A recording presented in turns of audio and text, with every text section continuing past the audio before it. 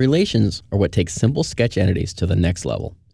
Relations can control size, location, and equality between sketch elements. Relations are a core function of SolidWorks, and understanding how they work is essential. Let's take a look at these 4 lines on the screen. You think about it, what creates a rectangle or what creates a square?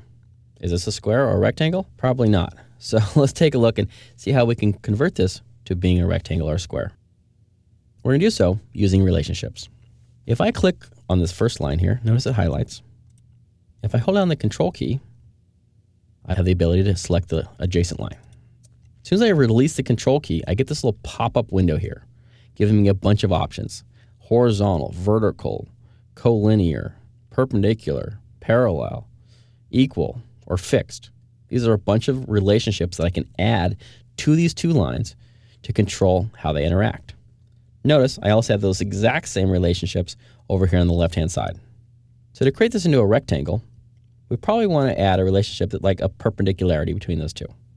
Click on this first one and notice what happens. It changes the way they interact, and it's given us this little relationship indicator showing there's a perpendicular relationship between these 2. Now, if I highlight over that little green box, notice the 2 related lines highlight, but we still don't quite have a rectangle, do we?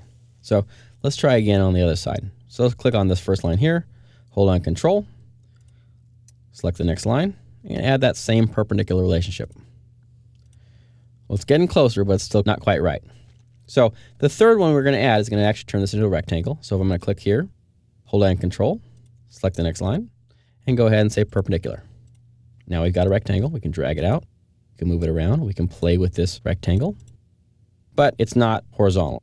It's not a horizontal rotation. It's kind of rotated out in some angle here.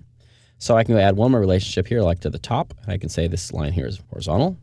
And now I've got a rectangle that's quite controlled. We don't quite have it linked to the origin yet. That'd be the next step, but we could obviously go ahead and add one more line here, which would be a construction line, which is not used for the geometry, just to help us lay it out. And I'm going to add another relationship here as far as this line, and I'm going to hold down Control, select the origin. And this time I'm going to say, hey, I want this to be right in the midpoint of that line. Now as I drag this rectangle around, it's linked to the origin, and all these relationships are constantly active, controlling that shape of that object. If I don't like one of these relationships, I can always just click on that relationship and hit delete.